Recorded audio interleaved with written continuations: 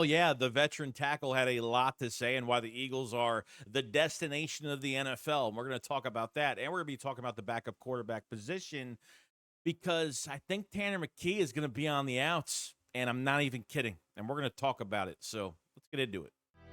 What's the boogeyman? As a matter of fact, it was.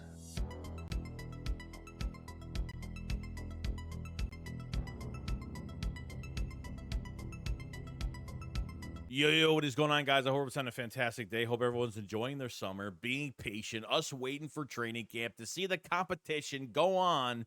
And we're just being, we're just waiting for the day. So we have some things to talk about here, some interesting things. Now, you guys didn't know, Kendall Lam, okay, was a tackle, a veteran tackle that we ended up getting from, was a free agent, came off a injury, missed a lot of time last year. 33-year-old tackle, okay.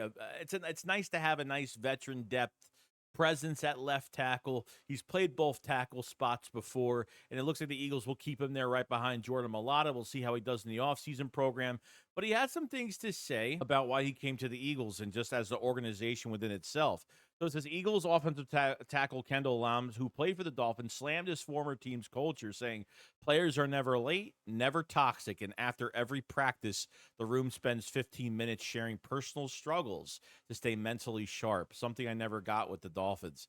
Kind of crazy to think that the Eagles are now becoming one of the most attractive destinations for players because of how they, number one, they treat their players really well. And the guys that the Eagles that bring on these players are very respectful, and maybe guys that have had trouble past. We've seen players like that, guys that just haven't really had the career they've had, and to join a team like the Eagles to be a part of that could really change their careers to get bigger and better contracts. We've seen players like that. The Miami Dolphins, obviously, we heard a lot of news before Vic Fangio came here, and after Jalen Ramsey said his words on how Vic Fangio didn't use players the right way, and he was just, an asshole type coach that nobody wanted to be around. And us Eagle fans kind of got a little nervous for a moment before the hiring of Vic Fangio, and it seems like it worked out for the better of us. You never know that the Eagles players would have these therapy sessions, and there's nothing wrong with that at all.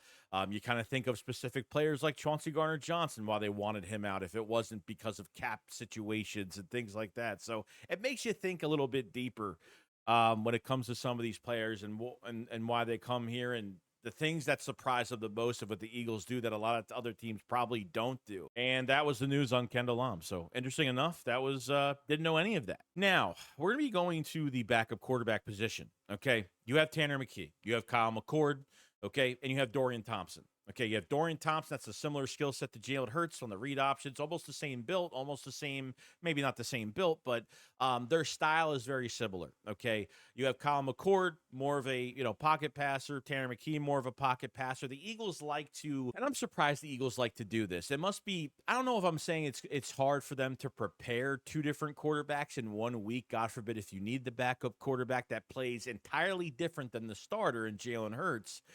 But, after Kenny Pickett was traded, okay, only playing for a year, played in literally 1.5 games, and they pretty much flipped him for a 5th-round pick. No backup quarterback in Philadelphia is going to get paid, okay? The Eagles, as much as they say they want to produce these guys and get them better, and at the end of the day, they're not supposed to be here long term. They want a backup quarterback in here so they could coach them well, build their value up, and then ship them out. I said during the Kenny Pickett when they signed him that they're going to build him up in 1 to 2 years and they're going to ship him. And they did that. So they ended up getting a draft pick. They ended up getting Dorian Thompson in the trade as well to the Browns. And I think it's a player that could learn behind Jalen Hurts and probably get better. So it's not a bad player at all.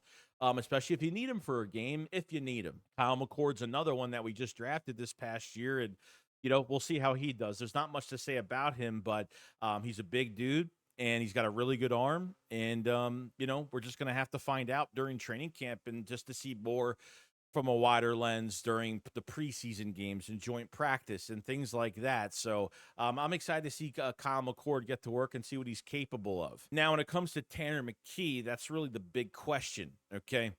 We talk about trades. We talk about guys getting shipped. We talk about how Rose's been building value with specific players. I think Tanner McKee is one of those players where he showed some progress last year because when Jalen Hurts got hurt, Kenny Pickett and Tanner McKee had to take over. Then Kenny Pickett had the rib problem. Tanner McKee had to come in for a game or two. And that was pretty much it. And I thought Tanner McKee played really well. Even against the Giants, I thought Tanner McKee played really well. So to see now Tanner McKee as the backup quarterback now, and to see him against actual first stringer, second stringer during these preseason games, we used to see Tanner McKee in the second half against third, fourth, and nobody strings, okay, against nobodies. Now we're going to see him against better competition during camp, better competition at least during the preseason games now, because now he's the backup and he will play a lot earlier in the games. It should show us a lot more where Tanner McKee is at. Now, obviously, there was trade rumors of Tanner McKee like a couple to a few months ago, and kind of everything went dead, just like Kenny Pickett.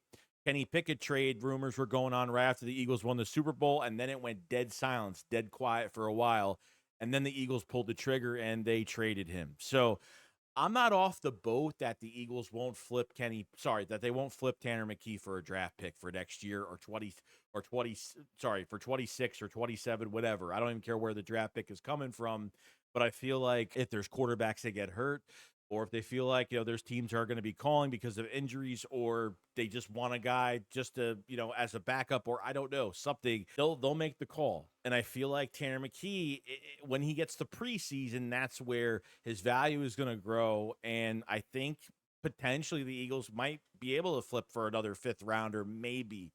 I mean, if there's a team desperate enough out there. I don't know if Tanner McKee is starting material. I think he kind of showed us he is, but he needs to play more games. You know what I mean? But he'll never play more games in Philadelphia unless Jalen Hurts is hurt. So I'm not expecting him to play more games. That's what I'm not expecting. He already showed us what he could do with the starting wide receivers, and I thought he did a pretty good job. Obviously, Tanner McKee is not no running threat. That's what makes it a lot different. But it keeps defenses on their toes too, especially when you have two capable quarterbacks, especially a backup in Tanner McKee that can come into games, and defenses have to prepare for that. And there's not enough time in a week for a defense practice-wise to prepare for two quarterbacks that play differently. I feel like they have a really good room this year, and I feel like that McKee potentially could be on the outs. I hope not. I hope they don't. They got 12 draft picks for next year. I don't even care at this point. You know what I mean? Like, I'm not looking for, I think 13 or 12. I don't know how many they have, but they have enough draft capital for next year. And you know what I mean? So we'll see what happens with that situation going down the road. We haven't really talked about it lately, so I kind of want to touch up on the backup quarterback situation. And I just feel like the McKee trade rumors are not going to die down, especially if he plays really well. And I guess we'll see when the time comes. Well, other than that, guys, that's pretty much it. Let me know what you guys think about the backup quarterback position. Do you think McKee will be on the trade block? Do you think the Eagles will ship him off and flip him for a draft pick realistically in the offseason program? We'll see how it goes, but it's going to be very interesting. You guys enjoy the rest of your day. Training camp is coming. It's coming soon. I know we're being very patient, and that's it. I will see you guys on the next one. You guys enjoy the rest of your day. Shakes well, flops. Peace out, guys. Peace.